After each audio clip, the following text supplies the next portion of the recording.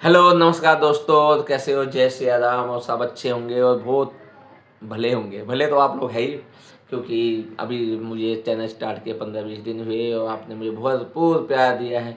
और अभी जैसे देश का मेन हॉट टॉपिक है कॉकरोच जनता पार्टी, तो संदीप चौधरी जी क्या कह रहे हैं, उसके साथ जो उनके जो मेहमान हैं उनकी क्या राय है इस बारे में, चलिए आज देखते हैं और जानते हैं कि आगे इसका भविष्य क्या है कांग्रेस जनता पार्टी का। चलिए देखते यहाँ पर तो आधी चीजें वैसे ही दबा दी जाती हैं। अब ये कॉकरोच जनता पार्टी ने भी जन्म ले लिया है दिबांग, और 1,40,00,000 इंस्टाग्राम पर फॉलोअर्स, सिर्फ 56 पोस्ट। और संदर्भ में अगर डालें तो बीजेपी का जो इंस्टाग्राम अकाउंट है 18,409 पोस्ट हुई हैं, पर वहां पर 88 लाख फॉलोअर्स हैं। ये 4 दिन में ऐसा कमाल हो गया। हालांकि सीजेआई सूर्यकांत ने अपना बयान तो वापस ले लिया, पर ये नाराजगी युवा में कितनी है, क्या इसका आकलन, इसको एड्रेस भी करती दिखाई दे रही है सरकार? ये युवा शक्ति है, ये डेमोग्राफिक डिविडेंड है। देखिए संदीप बिल्कुल एड्रेस कर रही है, सक्रिय रूप से एड्रेस कर रही है। उन्होंने उनका जो अकाउंट था वो बंद कर दिया, और क्या एड्रेस करेगी? ये सरकार यही जानती है कि जो ज़्यादा विरोध में बात करेगा उसको हम बंद कर देंगे। अकाउंट बंद कर दिया, बंद हो गया। उन्होंने दूसरा अकाउंट खोल दिया, कॉकरोच इज बैक। लगातार लोग वहाँ जुड़ रहे हैं, और पिछले 3-4 दिनों में जितने भी लोगों से मैं मिला हूँ, खासतौर पर युवाओं से, वो सब कह रहे हैं कि हम लोग कॉकरोच पार्टी में हैं। ये क्या दिखा रहा है कि युवाओं में गुस्सा है।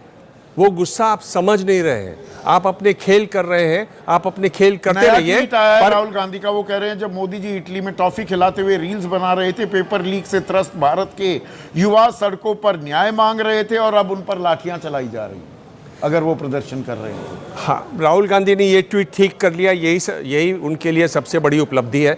जब तक आपके पास भाषा नहीं होगी, मैं बार बार कह चुका हूँ राहुल गांधी के बारे में, जब तक आपके पास भाषा, क्योंकि उनके पास भाषा नहीं है, वो बोलना नहीं जानते हैं, इसलिए कुछ का कुछ बोलते हैं। नहीं, उसमें भी क्या उनका जो गद्दार बोलना वो बिल्कुल नाजायज था, उसकी भर्त्सना निंदा होनी चाहिए, पर दूसरी तरफ से भी राहु से लेके जो शब्दावली होती है, क्या उसकी निंदा की जाती है उतने ही कड़े शब्दों में? बिल्कुल। देखिए, उनका तो समझ में भी आता है, वो डिस्ट्रैक्ट करना चाहते हैं, वो मुख्य मुद्दे से, वो मुख्य मुद्दे से निंदा होनी चाहिए ना। कटघरे में उनको भी खड़ा किया जाता है क्या? मैं बीजेपी के नेताओं की बात कर रहा हूं। निंदा जरूर होनी चाहिए, हाँ, गलत है, लेकिन उनकी स्ट्रैटेजी भी समझ में आती है। आप मुख्य मुद्दे से ध्यान भटकाने के लिए इस तरह के नाटक करें। राहुल गांधी की क्या समस्या है? राहुल गांधी की क्या समस्या है? और दूसरा मैं आपको बता दूं, आपके शो में हूं, मेरे पास आंकड़े हैं, लोग आंकड़े पसंद करते हैं। ये जो बात हो रही थी अभी, जो इन्होंने कहा कि भाई फास्टेस्ट ग्रोइंग इकोनॉमी है, मैं आपको उस पर आंकड़े बता रहा हूं। अभी ये जिस मुद्दे पर बात कर रहे हैं, अभी जो रैली हुई थी उसमें जो मोदी जी का रील आया ना, वो मेलोनी को मेलोडी देते हुए, तो राहुल जी ने कमेंट कर दिया कि ये प्रधानमंत्री देश के लिए गद्दार है। वैसे ऐसे शब्दों का प्रयोग तो नहीं करना चाहिए, हम भी इसका समर्थन नहीं करते, क्योंकि जैसे भी है, हाँ, लेकिन वो देश के प्रधानमंत्री है, उनकी पद की एक अपनी गरिमा है, तो उस गरिमा का ख्याल रखते हुए हाँ, ऐसे शब्दों का प्रयोग उचित नहीं है। और बाकी तो देखिए, काफ़ी सालों से अब ना राजनीति में छीछालेदर हो गई है।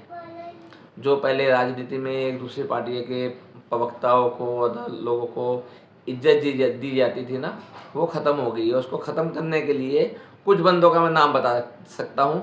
जैसे एक थे बीजेपी के संबित पात्रा, बेहद ही घटिया उनका तरीका था बोलने का। हाँ, मतलब किस रुआब में रहते थे पता नहीं, उनका तरीका बहुत गलत था बोलने का। और अभी भी कुछ है ऐसे, कुछ है वो बहुत शांत है, अच्छी तरह बातें करते हैं, कुछ बस चिल्लाने का काम होता है उनका। चलिए आगे देखते हैं। 2014 के बाद संदीप, जीडीपी ग्रोथ देखें तो हम 9वें स्थान पर हैं दुनिया में। 2014 के बाद पर कैपिटा जीडीपी ग्रोथ 8वें स्थान पर है। Per capita growth in US dollar terms हम 16वें स्थान पर हैं। हमारा कितना है? 4.7। नंबर 1 कौन है? बांग्लादेश, 8.8%। और ये जो छठे सबसे बड़ी अर्थव्यवस्था हो गई, इसीलिए, और 7वें 8वें चले जाएंगे अगर ये 100 पर जाता दिखे रुपया, और जानकार कह रहे हैं ये 100 जाएगा। इसीलिए क्योंकि हमने एक जो फॉर्मूला था जो दुनिया भर में था, एक जो ज्ञान है कि ज़्यादा जीडीपी होगी, ज़्यादा एफडीआई होगी, माफ़ कीजिएगा, तो ज़्यादा इन्वेस्टमेंट होगा, ज़्यादा इन्वेस्टमेंट होगा तो ज़्यादा ग्रोथ होगा। 2015 तक ये बात को माना जाता था, इन्होंने उसको बदल दिया। इन्होंने क्या कहा कि हमारा बाजार इतना बड़ा है देश का कि लोगों को हम टर्म्स डिक्टेट करेंगे, लोग यहां आने के लिए मरे जा रहे हैं, हम बताएंगे कैसे आना है। और लगातार अगर आप देखें तो पिछले 7 साल से लगातार रुपया जो है वो डॉलर के मुकाबले गिरा है। इस साल 12% गिरा है। तो आपकी अगर नीतियां, मैं ये वॉर की बात हो रही है, पेट्रोल की बात हो रही है, मैं कह रहा हूं उससे इतर भी अगर आप देखें कि अगर लगातार 7 वर्षों से ये आपकी करेंसी गिर रही है, 2025 में एशिया की वर्स्ट परफॉर्मिंग अगर कोई करेंसी। और ये जो बोल रहे हैं इनका नाम है दिवांग, और ये बहुत वरिष्ठ पत्रकार है। ये अभी से नहीं, करीब 20-25 साल से पत्रकारिता में है, और एक एक बात ये बिना तोल मोल के नहीं बोलते, अच्छी तरह सर्च करते हैं, डाटा इकट्ठा करते हैं, देन वो प्रेजेंट करते हैं चीज़ों को। तो इनकी बात को हल्के में बिल्कुल ना ले, बहुत वरिष्ठ है, बहुत जानकार है। पहले इनका प्राइम शो आता था, बट अभी प्राइम शो नहीं करते, अब ये विशेषज्ञ के तौर पे आते हैं। बट बहुत इंटेलिजेंट आदमी है, तो इनकी बातों को आप डिनाई नहीं कर सकते, इनको हल्के में मत लेना।